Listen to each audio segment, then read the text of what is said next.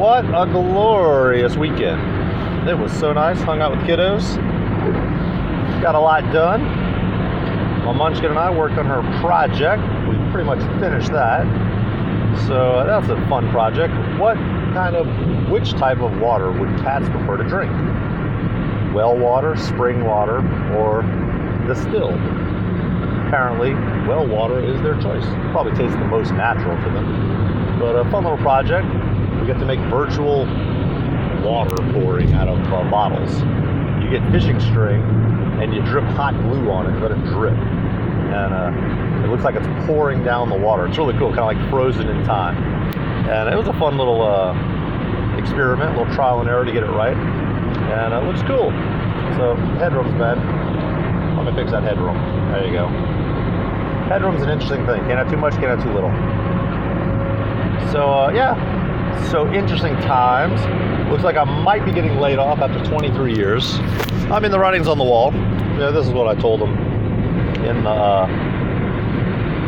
my meeting. Yeah. So the show's taking off. It's doing fantastic, and I get called into a meeting, and I'm like, oh boy, I'm getting a pat on the head or a promotion. But instead, it's been 23 years at the same TV station making TV commercials. So I mean, production is just like, you can see it. It's been feathering down over the years, and it is what it is, you know. So who knows? They may offer me my same position for the show again, but who knows? We got to see what the pay is and what the benefits are, and hours and expectations and additional job duties. I mean, I'm there till 6:30, 7 o'clock every night now. How do they expect me to edit on top of that? I don't know what they would expect out of this position, but I can't accept a position that's like set up to fail, so I got to watch that, you know. So it's one of these weird things at this moment, you know. It's like, got to see what's out there. So I don't know, looking around, seeing what's up, seeing if there's anything the least bit, available in the area where I live. It would be exciting. The thing I'm most excited about is getting a job on the North Shore, which would save me 2.5 hours a day driving. So that would be fantastic. But other than that, I'm not really too excited. You know, I mean, I would rather stay in TV. You know, I guess my dream job would be TV on the North Shore. You know, I like what I'm doing. I like the people I work with. It's fun. It's a fun job. You know, stay there forever if I could. But let me tell you, that drive is a drag. That's just grueling. That just pulls life out of you. But yeah, you gotta do what you gotta do. So we'll see what they offer, and it'll be interesting. See where it goes from here. You know, I'm looking at hospitals and marketing firms and places. So who knows? You know, see where my experience takes me, which is kind of frightening because it's been very specific these last 23 years. As a person who has done solely TV commercials for 23 years, doing sets for news, sets for TV commercials, audio, lighting, camera work for TV commercials, editing for TV commercials, writing, producing, directing TV commercials. That's pretty specific. So it's like, you gotta learn how to, you know, parlay that over into something else. It's like, yes, I can market a swimming pool company. You know, it's like, I guess, you know, it's like, it's all the same thing. It's just interpersonal skills and learning how to delegate between people, and I don't know. I've worked with salespeople for all these years too, so that's not a bad thing. I'm like a stand-in proxy salesman. I used to call it doing the monkey dance. It's like, oh boy, get to do the monkey dance. You know, the little organ grinder and the dancing monkey next to him. That's how I felt whenever I went out on sales calls. I'm like, I'm the dancing monkey. I'm the dancing monkey. You know, it's like, get everyone excited about the projects, this and that. You know, it's like, I mean, it's not hard to do. I'm the fun side of it all. You know, it's like when they make TV commercials, I'm the one that makes it fun. You know, I'm going to talk to you about what you want to see, what you want in your commercial, get to let people have fun and drink and whatever, dance, eat, drink, be merry, you know, in the commercial. I'm the fun guy, the producer, director guy. I'm not the big, mean salesperson that's got to go in there and collect the money. I found in this whole equation of making TV commercials after 23 years, the one that's got to collect the check and crack the whip on that, they're not very popular. No matter what they do. You gotta irritate these people. You gotta hound them, irritate them. Most people gotta be whipped on the butt to hand over that check, boy. They will wait till the last second. But the good thing about it is it's pay first policy, which is pretty easy. It helps them. It's like they can make the policy the bad guy, which is a good model that I might choose if I do freelance stuff in the future. It's like I can't make a move until I have half up front, and then half at the end, or you can be 100% up front, whatever you want to do. But I can't make a move until I have my costs covered up front, and that's just the policy. It's the policy. That mean policy. You can hate it, but it is what it is. That's how it is in sales. It's like, oh, we can't shoot your commercial. We're booked tomorrow, but you have to pay us now, cash or check, or credit online right now before we can make a move and show up tomorrow. And they already have people and planets in alignment, busted load of people showing up, and all this food ready to go, and the restaurant cleaned up. So at that point, they finally get off their butt and write that check. Okay, I'll write the check. It's like, well, they hate writing that check. I'd say 75% of them, I hear static about that. It's like, oh, let me catch up with you later. No. You need to write it now, and then we can shoot the commercial. Otherwise, we can't shoot the commercial. So, word to the wise, and any youngster watching this, because there's so many people watching this, I just want to make sure I'm appealing to the youngsters as well. Get paid first, or half up front, and then half on when you finish the project. Do not do all the work, hand it over, and hope for a check, because sometimes that'll burn you in the butt. Most of the time, people are legit. They want to pay it. It's just they want to wait till the end of the month or the next month. It's like, no, you knew this was coming. You have to pay it now if you want this project. If not, call me when you want to do it. I'll come do it later, But it's like, you got to get paid for your work. But anyway, that's kind of exciting. It'd be fun to make my own little mini production house. I have most of the equipment needed to do it. I have a little Rebel T5, which is okay. It looks pretty good. If you do the work, pound the light in there, use a decent lens, shoot a pretty background, catch your breath, make sure everything's set properly, it looks beautiful. I think it's a beautiful image. It's beautiful. You got to pump it up. You got to pump that light up. So can't gain over 800. It looks great. If you can get it under 800, it looks golden. That camera does a really good job. It's an HD capture. I saw these cameras yesterday, 8K. I'm like, please. Okay, you take 4K, you double it to 4K. You take 2K, you double it to 4K. This is just the same sensor is what I'm saying. And then you just multiply that with some kind of repeater or, I don't know, some kind of interpolation BS and call it 8K. It's like, please. I want to see true 8K capture. I want to see a movie shot in 8K. It's like, yeah, until they do that, then it's not real 8K, it's just baloney. But anyway, these cameras are going crazy. They're getting cheaper and cheaper and cheaper every year. It's just, pretty soon I'll be able to afford a camera. It's nuts, I like my little T5, it's fun. You can really use that thing. The thing I'm not really concerned about, because I'm not going to do it, it's audio on camera. Not going to do it. Not going to do it. The headaches alone are insane. I need another operator to hold a boom over someone's head and listen for crackle and dropout and stuff. I need someone to slate the thing. No, not going to do it for $500. There's no way. Not going to happen. It's going to be voiceover. I'll do the voiceover. And I'm not shooting people on camera talking. I don't have the setup for that. So my niche will be announcer reads over commercials, which is 95% of what I did anyway. Most of the time, people don't want to talk on camera. Of course, the first 5 offers I'm given will be owner on camera speaking. I already can't do it. I don't have the gear for it.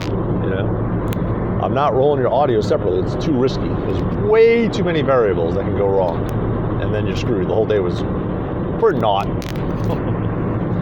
So I need a camera that can take audio in, preferably XLR. So who knows? I may save up my pennies and get a camera that has XLR in. That would be the only reason I'd want to really upgrade the T5. I'm happy with the T5. It looks great. Fantastic. But that'd be my side cheese money. I do not want to be in the position of having to do freelance to pay my monthly bills. That's too much stress. I want a 9 to 5 just to pay my bills. Get medical, pay my bills. That's my goal. That's semi-achievable. I've been looking at all these jobs for hire. Of course, I haven't been interviewed yet. So I've been looking out there, and it's like I could probably do it. I got to really calculate how much I spend working in the city. and take that out of my total, my after-tax total. So, don't know. Anyway, yeah, interesting times. I mean, we knew it was coming to an end. It's just sad, you know. After 23 years, guy at work that's been there 45 years. Other guy's been there 12 years. I've been there 23 years, and my supervisor has been there about 18 years. And yeah, we're a bunch of old farts. But we saw the writing on the wall. It's not like anyone's jaw dropped. Oh, you're closing production. It's like, oh, you're finally closing production. It sucks. Well, thanks. You know, it's like, we appreciate it. Like I told them, I wasn't mad. I was like, thanks guys for keeping me here for 23 years. You know, writing's been on the wall. You know, everyone sees the, you know,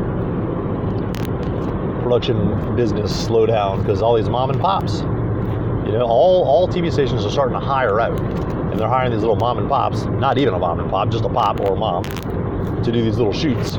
And they look okay. Some look really great. You know, some people spend 800 hours making $500. Whatever. I guess you can start that way, but you can't do that for long. So I had a friend, Randy Perkins. You know, he would go get the job done. Good guy, hard-working guy. Him and his wife, two of the hardest people I know, hardest working people I know. Every time I saw them, they were hustling, hoofing, busting butt, doing 3 things in one day, just busy people. And they did good. They didn't charge a lot. You know, they had a nice image on camera and they could tell the story and they did the voiceovers. That's kind of where I'm going. You know, it's like they did not spend 1 million hours on these things. They got it done. It looked good. You know, good enough, and moved on. You know, it's like you want a sexy commercial, you're gonna spend $5,000, $10,000, $15,000 on it. Okay, you want a quick and fast commercial, you're gonna spend $300 to $500 on it. You know, you pay for what you get. You know, you're not gonna get 20,000 hours out of a project for $300. You know, so for what they do, I would look at it and think, good God, they're charging too little. You know, for what they do. You know, for local little spots, and it's like that's what made them money, and they were successful for shit. That's the first place I worked out of college. Well, second place. They let me intern there, and then they started paying me, and it was cool. I was their editor and shooter, and it was interesting. You know, fast paced. I never really understood the diversity of what they shot. They shot a lot of football, sporting events, plays, and things like that. I think that's to keep their name out there. You know, they like shooting community events and stuff. They must have had a contract of some way with some of these people, because just the time involved with editing long format things is just insanity. You know, it was pretty basic, but still, just doing it, being out there, editing it, logging it in real time, and getting it all together. It's like that's still tremendous. You know, so I never really got into the nuts and bolts of why they did community events so much, like sports. They must have had contracts with the schools and the local theaters and stuff, and the local community access channel and stuff. So, I don't know. But anyway, that's it. That's my future. Kind of excited, kind of nervous. You know. What's funny is the show used up all my nervousness. I've been so nervous for the last month or two that I was going to get fired, that I couldn't perform and make the show happen. That last week, I'm patting myself on both sides of the back, okay? We all worked hard, okay? From the directors to the camera people to to myself, the host, my boss, you know, the executive producer show. I'm producer, he's the executive producer, and then we have a host. Just 3 of us doing an hour-long program a day. Sales, trying to throw people our way. It's like everybody worked hard, and it was a very successful first week. You know, it was really cool. Everyone wanted it to work, I'm sure, and it was smooth. It went great. It went really good.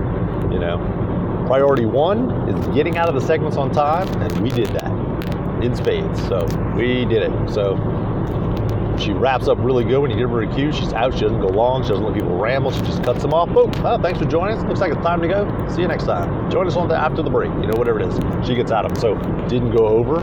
Didn't have to re-edit for any mistake I made. You know, it was very,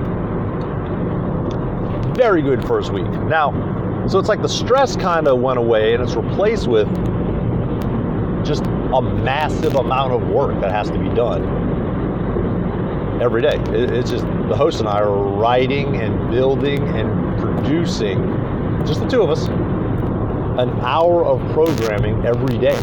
I mean, you can't know how much work that is until you do it yourself. I didn't know. It's like, it's just people talking. No, it's getting butts in chairs, getting information from them, getting graphics and video and converting it, getting it into software used to make this show. It's a lot of work. And, until you do it, I'm there until 6:30, 7 o'clock every night. It's like, it's just a stupendous amount of work. It's fun, but I want to get the heck home. At 5:30, it'd be nice to get the heck out of there, but, gotta do what you gotta do. So, yeah, it's been interesting, and it's only getting better and smoother. We're getting more and more machine-like. It's getting, all the gears are spinning smoothly now. We had to build all that stuff. We had to chisel out the gears and put them in place and build this whole thing from nothing. It's like a plant growing out of a pot of dirt. It came from nothing. And then this thing was built and developed, and it's just sad that that the people who build it now are being removed from the project. And I don't know what that is. Corporations typically replaced with less paid people, no benefits or whatever. Who knows? Hopefully it'll be a positive thing, and we'll see where it goes. I hope it turns out for the better. I guess I'll stay there if the benefits and pay are the same or hopefully better. Who knows? But if they're much less, I can't afford to work there. It's just expensive working in New Orleans. So anyway, who knows where it's going to go? Keep you updated, and here's to a good week of making a show. Talk to you later.